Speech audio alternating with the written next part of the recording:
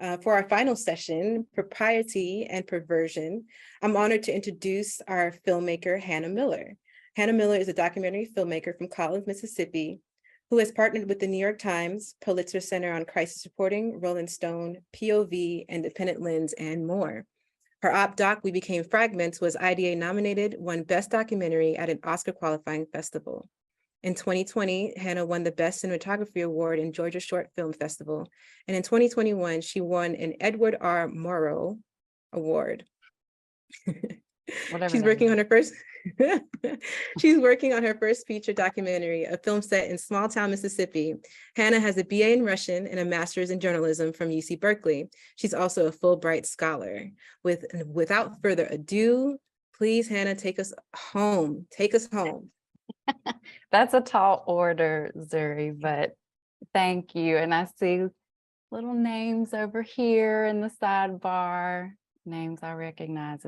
That's so comforting. Okay, so I got this printed out. Here we go. Propriety and Perversion. It was the summer of 2012, and it was either miniskirts or carburetors. A new set of choices set ahead that, if played right, led to my one goal, getting out of Mississippi. From the time I could read, I knew other lands, better lands, awaited. A poor person in a poor place, I knew even my dreams were limited by the scant inspiration available. I wanted to see the worlds I read about. Born into a will to survive, I wanted to thrive. I wanted abundance and access to what my family couldn't afford. A preteen, I felt bigger than where I came from. This was the dilemma. As a young person in a rural town, I had to have an extracurricular, or else I'd die of drugs or teen pregnancy or boredom. Would I go for the unconventional choice, the hobby I'd developed as a child, racing enduro motocross? Or would I take the path of the pretty girls before me, the ones who I wanted to be like and who I was attracted to? Would I become a cheerleader? The gender roles and their accoutrements were prime in this discernment. If I rode motocross, I could keep being crass, tomboyish. Maybe I could still walk around in jorts, chewing tobacco and spitting into dirty styrofoam cups. In a way, it confirmed the community's concern that I might be at least sort of gay, and that transparency could be nice. Conversely, if I went the cheer route, I'd have to start shaving my legs. Perhaps I'd need to look into a heeled shoe at some point. The opposite end of the spectrum from the racetrack, being a cheerleader meant leaning into a clearer, more acceptable feminine role. And as my own identity was forming, what was and wasn't a misrepresentation was unclear. Could I be all of it? Could I be boyish and bloomers and padded bras? Well, I went with the cheer squad.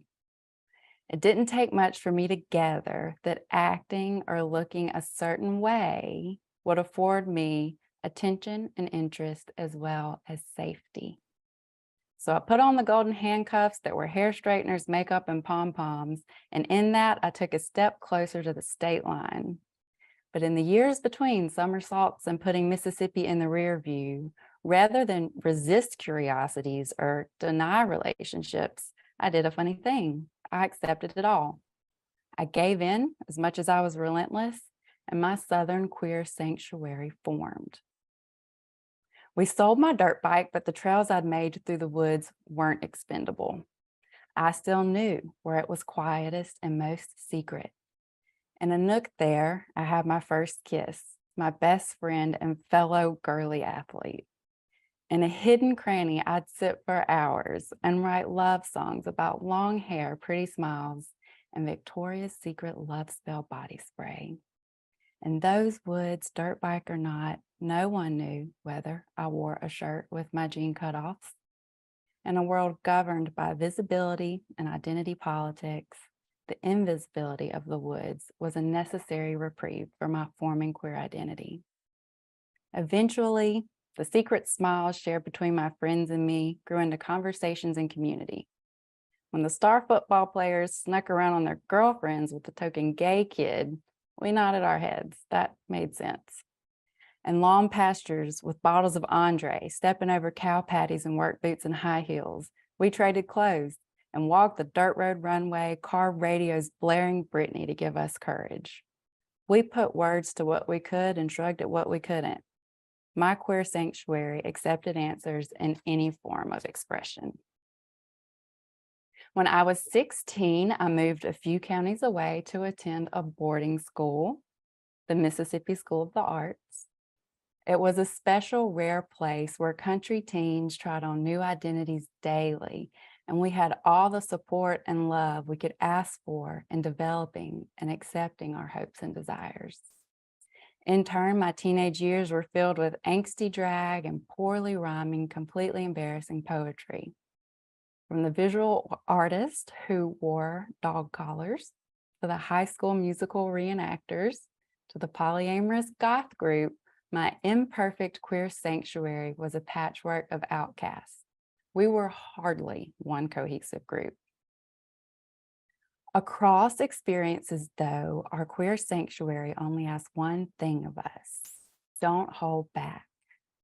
Because we at least shared being different, we encouraged one another to be as bizarre as needed in order to dare to try on genders, sexualities, preferences, and dreams. On the other hand, I have to acknowledge, predominant Southern culture demands all of us to jump through hoops. We fearless, experimental teens also knew the measuring stick. Live up to an expectation, good or bad, and a path formed. As a young person, clarity of any type was a relief, so we very quickly gave into this idea of measuring up and having worth that could be achieved or granted. The reality is, acceptance is survival in a place with few resources. It's not as easy as choosing another person or place or gas station or grocery store. Usually, there's only one of anything, so there must be many versions of you. It's this scarcity mindset I know and love that iterated me and everyone I know. I was a cheerleader. I could change brake pads. I was country. I shared love notes with the girls' basketball team's starting point guard. We all contained multitudes like this, even especially the queer kids. I've never been able to distance myself from holding these truths, contradictory as they are, at the same time with equal weight. Today, I'm as much looking for a measuring stick as I am holding space for the wiliest, most boundless ideas and people. So when I finally left Mississippi, my first stop was Tennessee. Ironically, in my tizzy to escape home, I landed across only one state line at the University of the South, nonetheless. The cheerleader in me would call that a fumble. The Southerner in me knew that was not good enough. And the queer in me, all too certain I could find a feminist punk movement to join anywhere, thought moving abroad to Russia would be a good idea. Of course, none of this makes any sense now or then.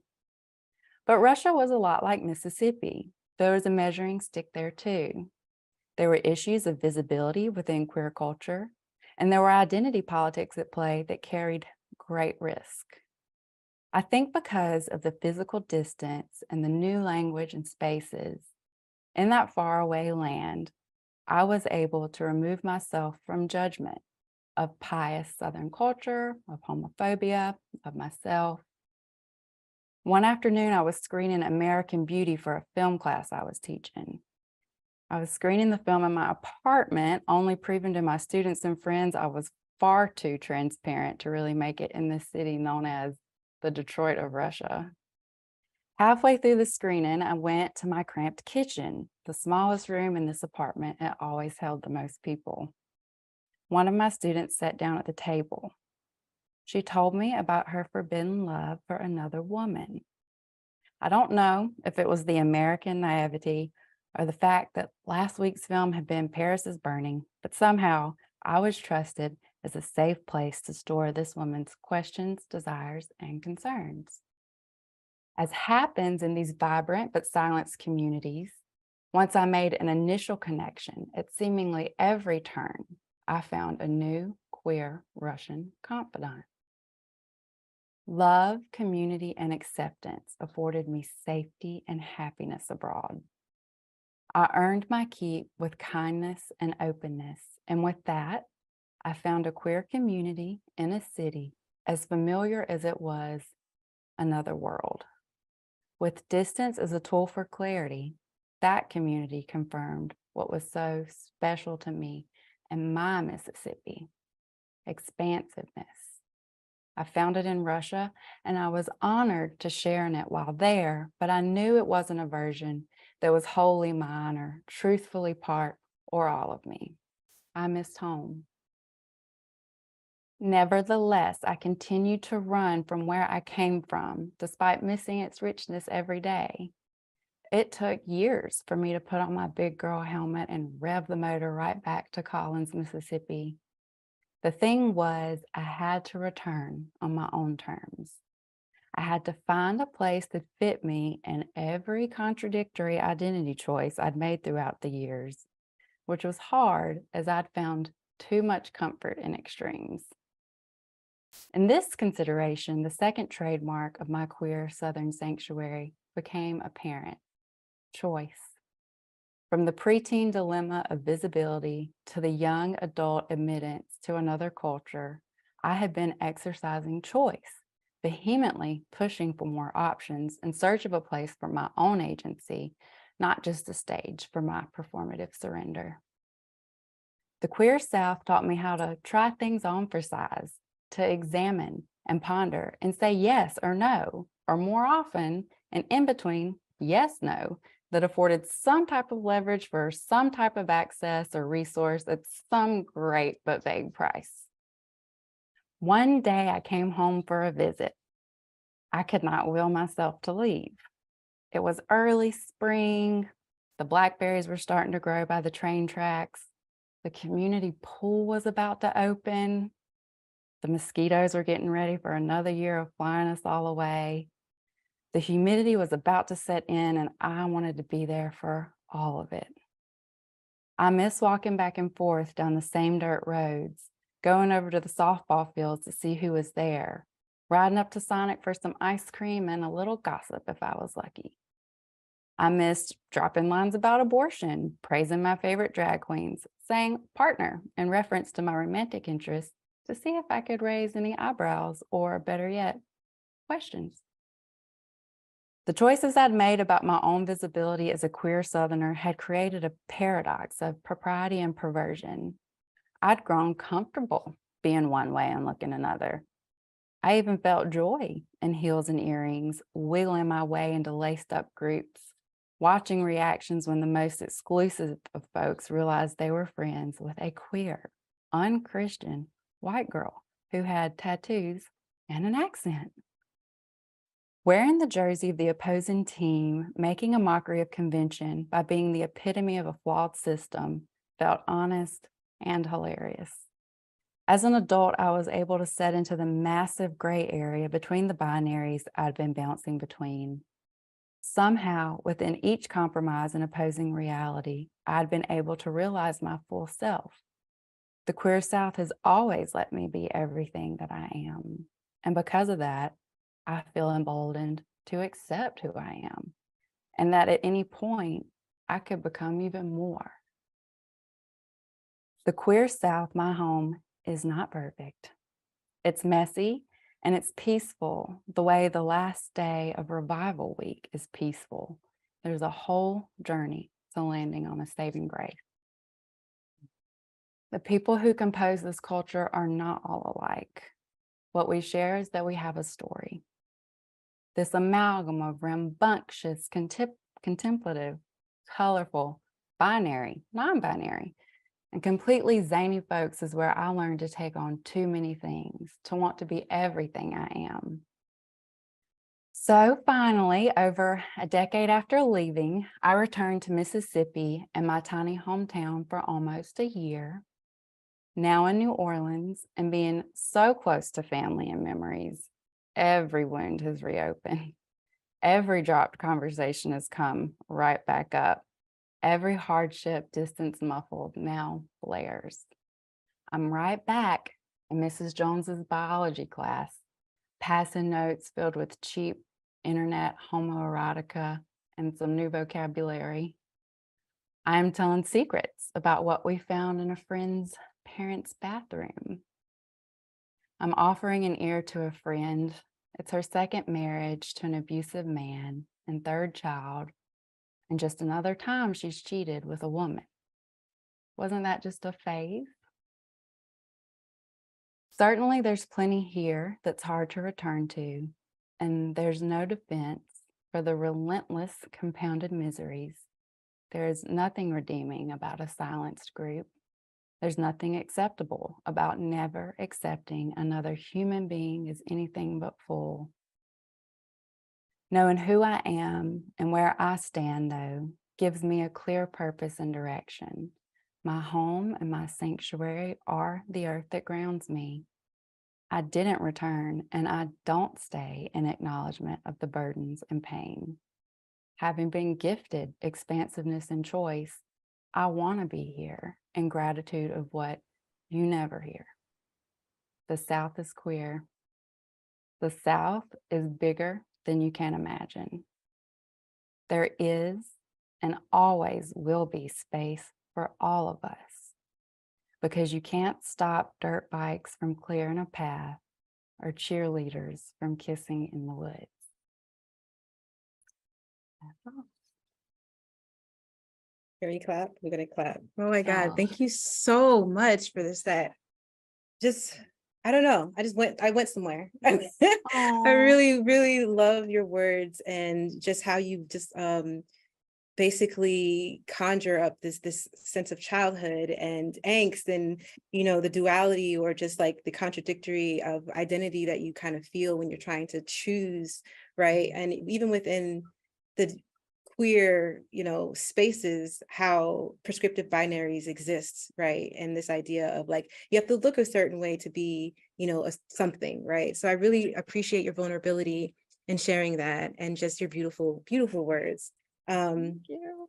Yeah, I'm sure a lot of folks is going to resonate with this idea of like home, belongingness, sanctuary, leaving, thinking that you need to leave, and then realizing like, oh, actually, what I've been looking for was home, right? But like trying to find it somewhere else, because sometimes home isn't home until you leave and it becomes home and it's missing, right? It becomes home in its absence. And then you start to create this kind of different engagement with where you grew up from. And like, it's not everyone has that experience, but I resonate with that. And I don't know if other folks resonate with that as well. But yeah, let's get to know your work some more, a little bit more. A lot of work that you do is in Mississippi, and making a lot of films about home and queer sanctuary. So we have a film that quite literally features a character that's building or has built a queer sanctuary. And we're going to show a clip from your work in progress, right? It's not out. That is right. Work in progress film. Okay. I don't think I need to say anything. It probably will explain itself. Yeah, no, I just want to take some time to be like, this is so special for you to share this with our South Summit group. You haven't shared it with a lot of people, so it's really an honor and a privilege to be able to see this clip and have you talk about it.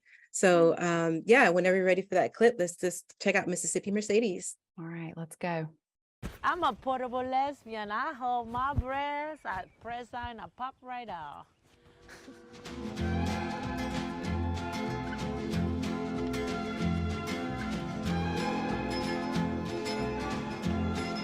Hey darling, how are ya?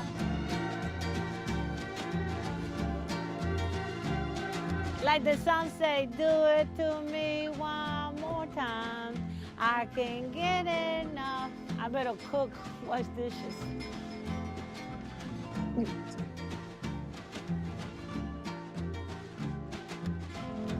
Y'all come on down, don't be afraid.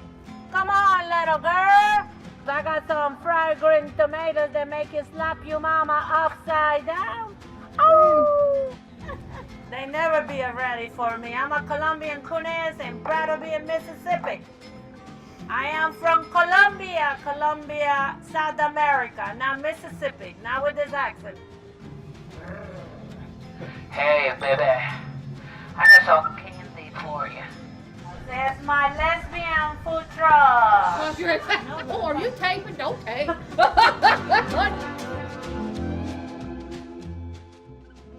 Tell Miss Ruby, tell her when Mercedes came over what happened with all them gay people. All of them come out of the closet. They all came out of the closet, Miss Ruby. And we didn't even have to pay. Show themselves. They love coming to Mercedes so they can just be wide open. I met Mercedes 15 years ago at a party. We were instant buddies and we've been buddies ever since. It was like we'd known each other all our lives.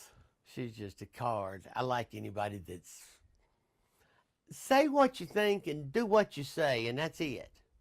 You know, don't put on all these airs and stuff. Mercedes is Mercedes. Now, lips. Oh crap, did I go? Okay, I'm gonna have a pair of lips tonight. Okay, honey, Miss Esther is getting ready.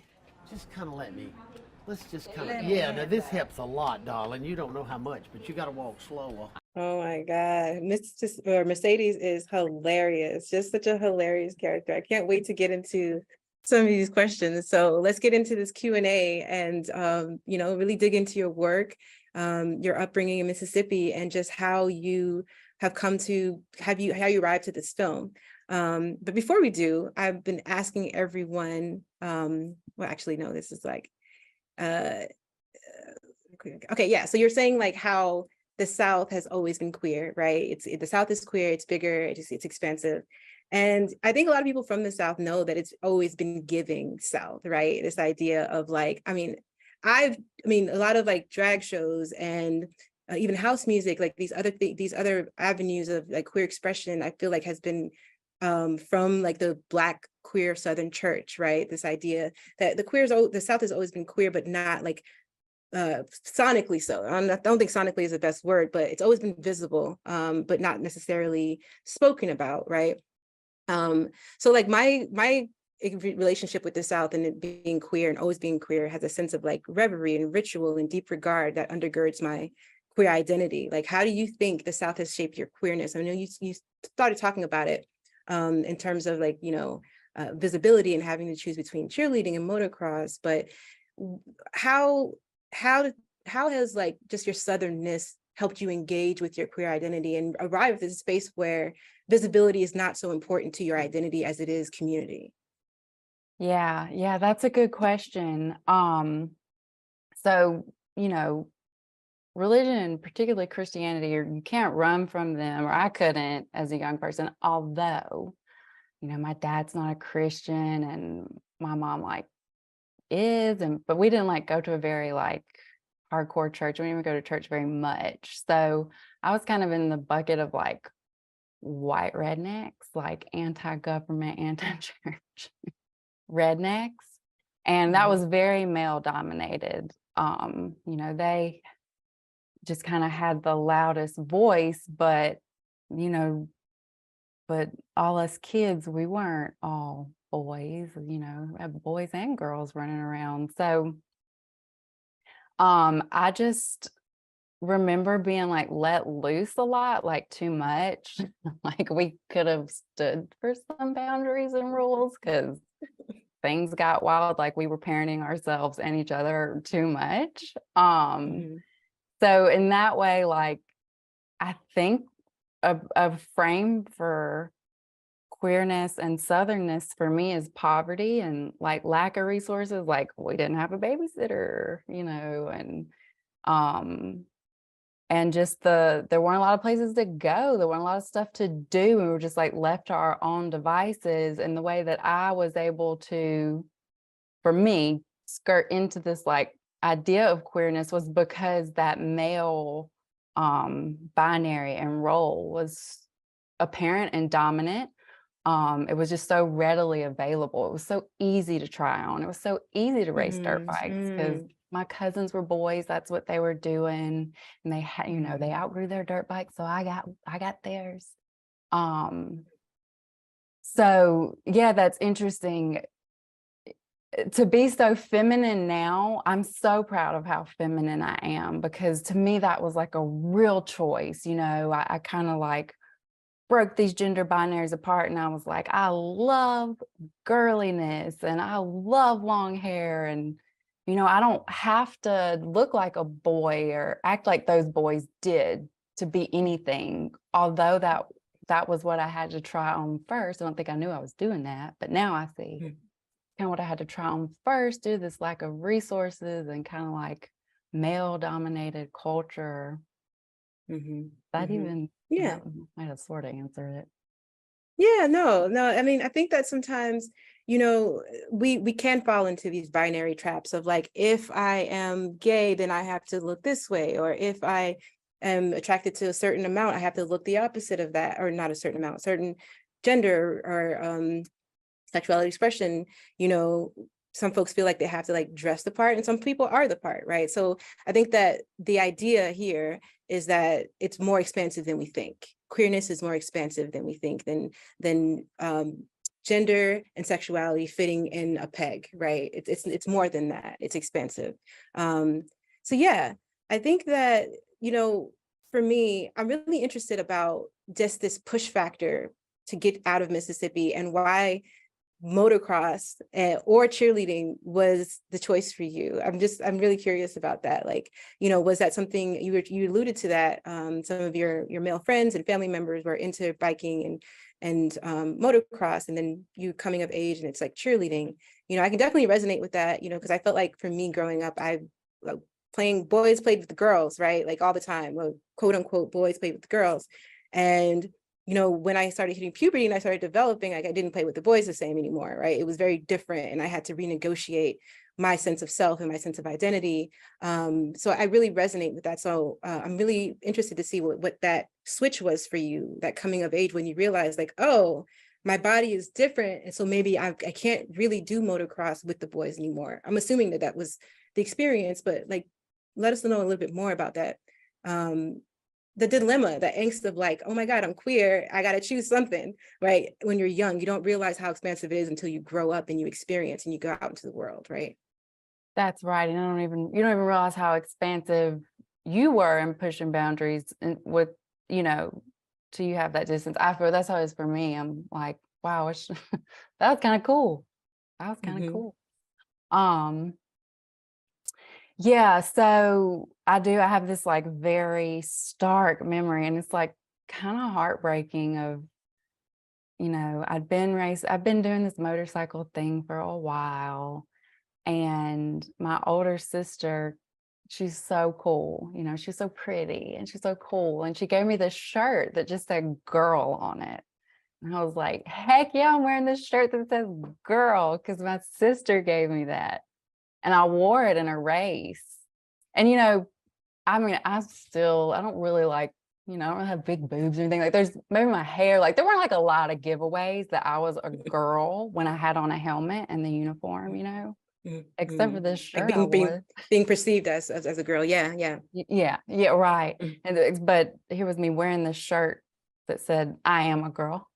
And I wore it in that was the last time I did race, because I wore that shirt. And I think that's why, I mean, those boys were never gonna let a person wearing a t-shirt that said girl win. And it was just kind of like, well, I guess I'm not cut out for this. You know, if I didn't win, I'm not cut out for this. So it didn't motivate you. You were just like, all right, I'm good. Like I'm not accepted here, so I'm cutting out. That's exactly right. And I think that was a good choice, really, like just accepting where I wasn't accepted. I think there would have been a continuation of heartbreak to be accepted by like that kind of like hyper masculine culture, or like accepted in a way that I wanted to be accepted. But this, you know, this is just the cheerleader versus motocross thing is just one example of years of being like, what can I have, whatever it is, I have to be the best at it, because I have to get out of here. you know. Mhm. So am I gonna be the smartest? Am I gonna be the most athletic? I'm not athletic, so that didn't work out. But I guess I ended up being like probably smart enough. I think that ended up being what it was. Mm. Yeah, yeah, yeah. It's just really interesting too, because it's just like I just feel like, there's so many of my friends who grew up just doing like rough and tumble, rugged things, and I don't want to like, stereotype the South, but I just feel like we have more woods and we have more rivers and more things in nature to get in trouble with, right? And especially when your parents are off doing whatever they're doing, and that really becomes part of our identity and who we are. And when we become of age and we realize that, or not realize, when it's imposed on us that you're present as a girl, so therefore you need to do these things, it can become just really psychologically jarring, that moment. So yeah, just thank you for sharing that. But yeah, let's get into your film though. Mississippi Mercedes. In your essay, you said rambunctious, contemplative, colorful, binary, non-binary, and completely zany folks that make up your sanctuary, your Southern sanctuary. And it looks like your film basically features these same characters. So it's just really interesting how you're kind of doing a film about your personal sanctuaries, right? Mhm. So I'm really interested to see what your journey to this film was like. Like, who is Mercedes? How did you meet them? What is this film about? What are we exploring in this film for folks that want to either support this film continuing its development or look forward to seeing it? Give us some context about how you and Mercedes came to be. Yeah, great question. And I really, well, I guess I'll start at square one. So I mentioned I went to this art school in Mississippi that is a hidden gem in the state of Mississippi. It's so special. And right down the road is this restaurant. So already we were kids, we were pushing the boundaries, we were figuring stuff out for ourselves. And then we had an adult. Mercedes was she was the only adult who was out and as proud, as she is openly. I mean, flying the rainbow flag. She took down that racist Mississippi state flag, and she put up the rainbow flag. I mean, she was doing some wild stuff. And we were like, this is so exciting. Like we'd go eat there sometimes, but it was really just kind of about being like, that gay restaurant down the road, like, here's what it looks like to be grown up and queer here. We didn't have so many examples of that. I think that has changed with the passing of equal marriage, thank goodness. But this was a few years before that. So I know Mercedes from going to school in that area, and she the film is like a thank you from me in some ways, because it is like, this is a space that things like this don't exist a lot in Mississippi. And when they do, they're like in Jackson or on the coast. They're not in a town of 1,700 people where everybody actually lives. So she gave me a model for what it looks like to be queer and out. And it's so proud. And it's also, she pushes the buttons. And, I kind of push buttons too. I enjoy that. I think we push different buttons. Mercedes is very conservative. She voted for Donald Trump. She has a lot going on. That's just as seriously a part of her identity as queerness. But that's just, to me, it's like, of course she voted for Donald Trump. Like, our queer world is not like one way. Like, not everyone's liberal, not everyone's leftist, not everyone is this way or that way. If there were more queer spaces, we probably could divide up. And I mean, I think the conversation of race and queerness that was listened to a little earlier. That was a great example of like, yeah, when we have these options, what do we choose to do with them? Specifically, I asked that to myself, but there weren't a lot of queer spaces where I was growing up, and where I was going to school. So we all just fell into this one bucket of weird. And it is poverty that made that true, I think. And it's one way that I'll always be thankful for that silver lining of like, we didn't have other options. So we really had to get to know each other, and we really had to deal with not really agreeing with each other on much, but both being outcast, or all of us being outcast. So the film, there are hills and valleys in this film, and it ultimately is asking questions of what does it take to belong somewhere, and what does it really mean to be accepted? Because I think we all accept ourselves. Maybe as adults, we have self-acceptance, but we cannot deny how important it is to be accepted by other people at some point. I mean, we kind of like need each other, first of all, but also just like to get what we need, we have to vie for acceptance.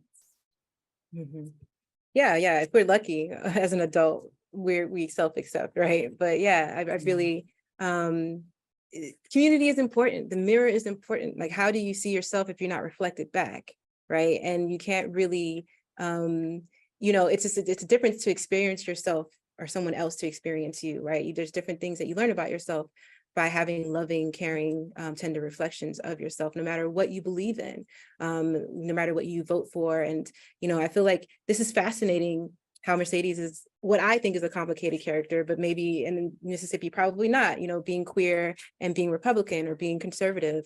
But I think that really speaks to the theme of your essay, this idea of like, this expansiveness, right? This belongingness and expansiveness, and that your sanctuary has pushback and accountability and maybe some tension, but that doesn't mean it's unsafe if it's not made to be unsafe, right? So yeah, I really appreciate that with you. So with that, the town that this film is based in, what's the city again, or is town? Town is Magnolia, Mississippi. Oh yeah, Magnolia. Like how has the local community outside of the queer sanctuary that is La Mariposa, which is the name of the restaurant, that is between, so basically it provides a safe space between Mississippi and New Orleans, right? This kind of like stopover, if you're like driving from Atlanta or Georgia, wherever, you can stop and have visibility and safety and some good food on the way to New Orleans. But so like these two major cities, Atlanta and New Orleans, it's like, it feels like a queer sanctuary in and of itself, a queer island, but then you have this space in Mississippi that feels, like you said, not the major city, but a smaller town. How is that working there? Like, how are the local community and the other patrons kind of interacting with this restaurant, and especially with them, being Colombian? Yeah, that's a great question. And I can't even, being Colombian, I did go to Colombia with Mercedes. I'm so curious, about her childhood and stuff.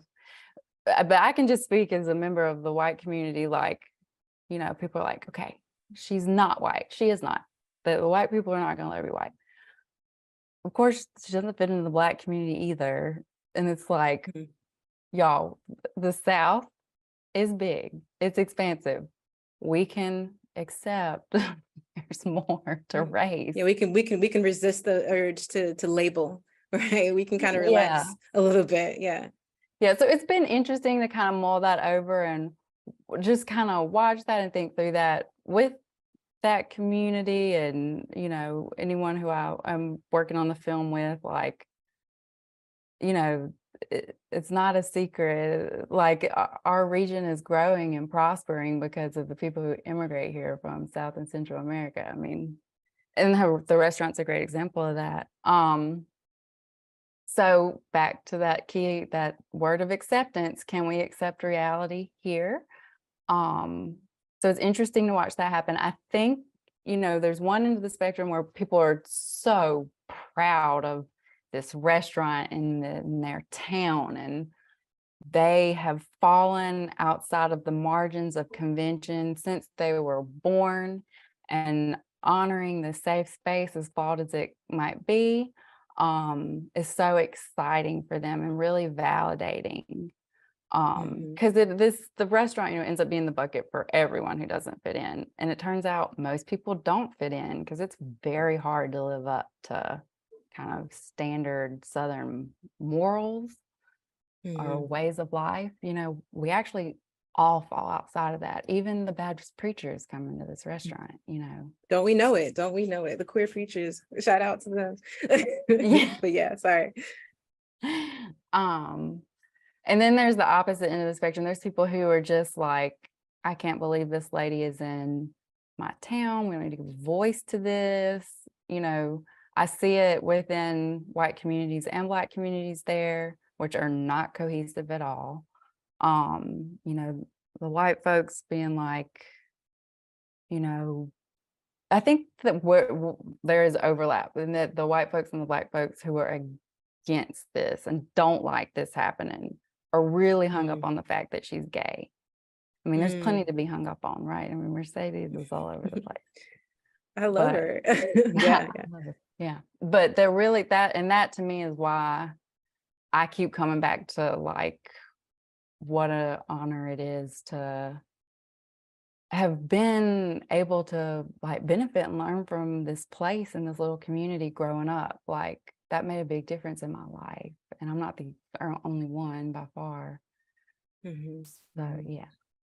Yeah, I didn't know that until now, like how, because I knew that your work with Mississippi Mercedes and what you were doing, but I didn't know that this was a place that you actually went to as a youth. That's really special, you know, it's really special. So I'm not going to hog all of your time. I can ask questions forever, but I'm going to take this time to kick it over to our chat master is handling some questions, and I'm going to scroll through to see which one some folks want to present to you. All right, so I'm gonna start from the bottom. Hopefully we get to the top. So we have one from Emma. Have you run into any challenges sharing your story recently? And has it caused any edits or reflection on the story itself? That's a great question. Yeah, it's, you know, I want to say like, oh, I'm so proud of who I am that I don't have a fear of transparency.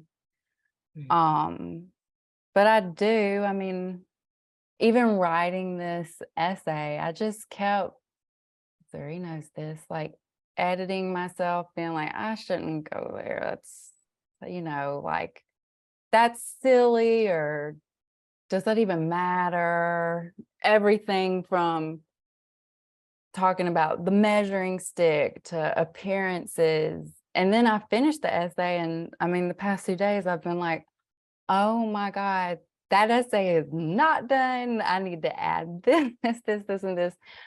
Feeling like now I need to like somehow speak for every queer person I've ever come across where I'm from. I mean, yeah. And just, I'm so lucky and blessed and privileged to live in New Orleans, and I love it. And it is definitely like the most openly queer place I've lived in the South. And I'm still learning this place, and I am enjoying that, and I marvel at it. But when I go home, sometimes I'm not brave enough to tell people off the bat how I identify. But right now, what I'm trying to do is always tell younger people how I identify. I'm just like, remember, if I had known me, if I had known that would have like helped me. So I do feel like an obligation to be really, really honest and just upfront there. But, you know, we still go to church on Sunday when I'm home. And even though like most people in the congregation are queer, I would say a number of them wouldn't assume I am. And I haven't corrected that assumption, you know, because I don't know, I am scared too. I'm scared I'm going to lose access to something. Yeah, and like, it'll be interesting too, when you do complete this film, some of the new challenges that you might face in the local community, right? Because you're approaching it from a perspective of observation, of observing this space and how it's coming to be and the people who are creating it. But a lot of folks feel very strongly about it and will, you know, probably affect, you know, hopefully it'll be done by then. But, you know, it definitely does feel terrifying to lose safety and sanctuary, especially if you've had the privilege of enjoying that, you know, to have that taken away because you are exploring something can be really scary. So yeah, thank you for being vulnerable about that. The next question, what archetypal Southern group made you feel the most accepted and comfortable for who you are, besides obviously the LGBTQ plus community growing up? So what other groups, other than the weird queers, who else held you?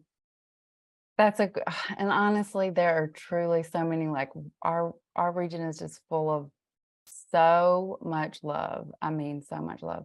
It was my teachers. I mean, I loved school so much. My teachers, I mean, you know, if they like legally couldn't hold space in the classroom while class was happening, we had like, well, we hung out after school. We had clubs, meetings, and I mean, there were so many teachers who I could truly just talk about anything with them. And I mean, I just think of them today as like such safe spaces, such just heroes, you know, every day doing the same thing for a bunch of kids, like who are all different enough that makes their job hard. Yeah. Shout out to the open-minded, loving, and expansive teachers, especially the queer teachers. I was saying earlier how about most of the people in my school were gay. My principal was gay. My drama teacher was gay. We had like a science teacher who's the soccer coach. So I felt like, oh, duh, gay.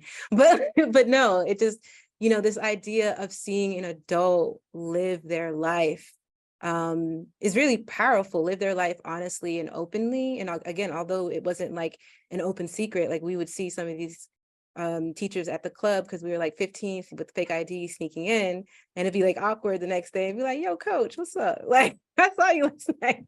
How you doing?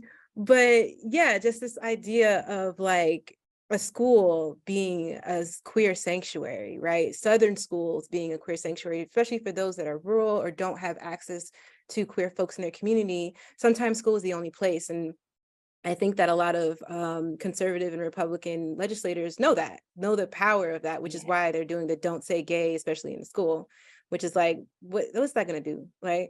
But yeah, thank you for sharing that. And shout outs to the teachers who are doing this work for basically no pay and no thank you. Thank you for that. Yeah, that's awesome. Let's see if we have any more questions. All right, I have a question. So for this, where is your film, Mississippi Mercedes? Like what stage is it in? What do you have left to do with it? And how can folks support the development of this work? Thank you. Well, so I think I'm saying all principal production is done and we are in an edit. We're in a work sample edit. I'm working with a wonderful editor. I don't know if she's here. Her name is Magdalena, and everyone should hire her after she's done working on this film. Of course, after, right? Not now.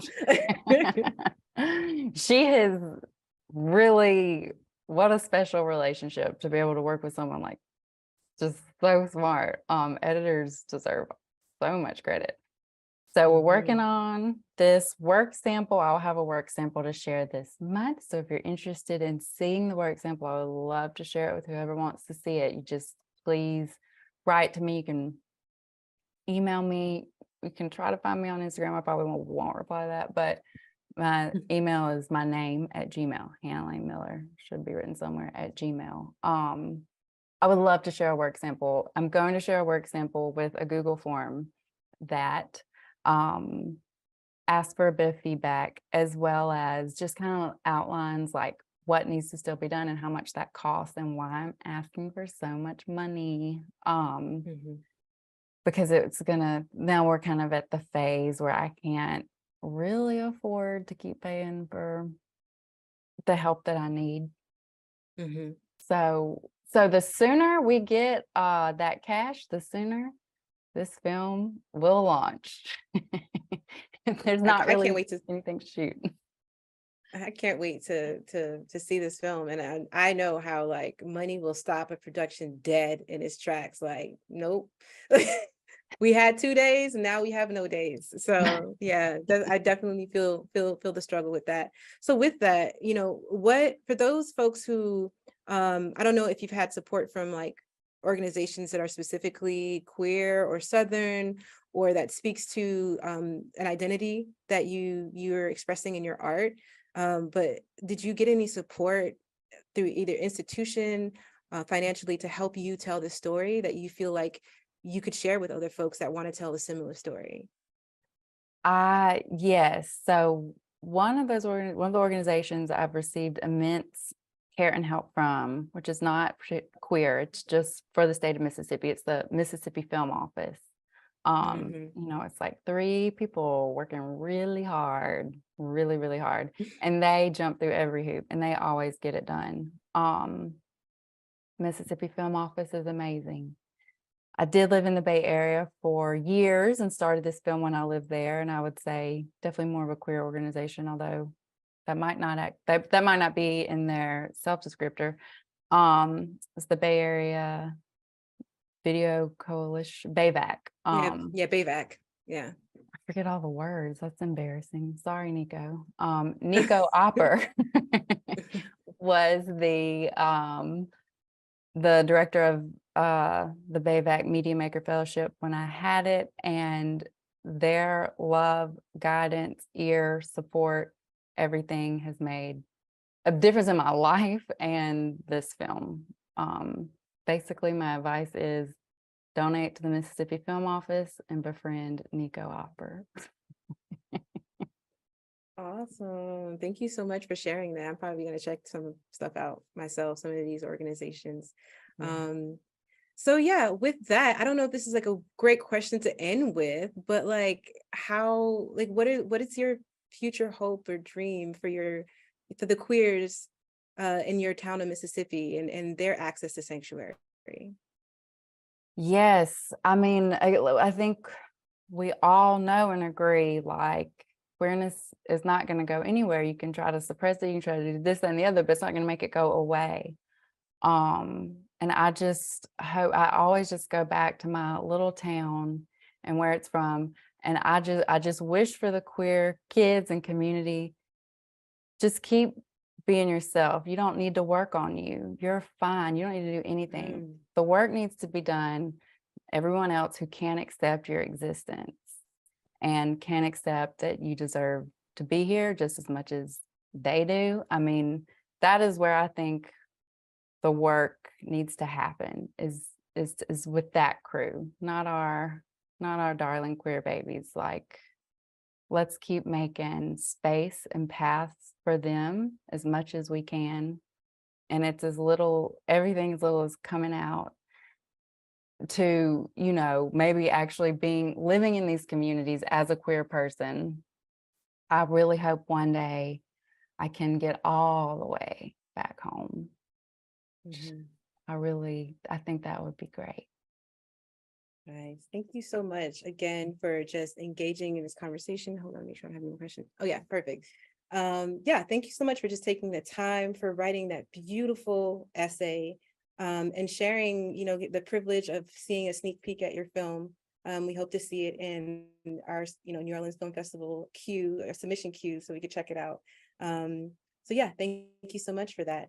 Thank you to everyone that was able to attend the day one of okay, y'all, I'm struggling. Let me start over for a second. I want to thank everyone who was able to join us throughout the day, despite the hiccups that we had throughout the day, and was able to roll with us and stick with us to have a conversation with Logan Jackson about the Araby and the sugar refineries, to Building on Bones, really digging into the minutia of emotions and using film as a tool to express and to heal. Thank you, Farrington, and the panelists of the Queer Southern Sanctuaries group for just showing us and exemplifying us how searching for space is a creation of space in and of itself. And again, thank you, Hanna Miller, for sharing with us your beautiful essay about Mississippi and your film, Mississippi Mercedes. Like I said, this concludes this panel session. Tomorrow, we're going to kick off day 2 with an essay by Angela Tucker, Angela Tucker, entitled Treading New Ground. Previously to that, we're going to get an opening remark from Clint. The second session, the Shifting South, which is going to be moderated by Nolan Walker of ITVS. It's going to talk about just the nuances of the South beyond Black and white, and the different cultures that basically make up our Southernness. We'll have an essay reading by Colleen Thurston entitled Human Nature, in which she'll talk more about our connection, our inextricability of our humanity from nature.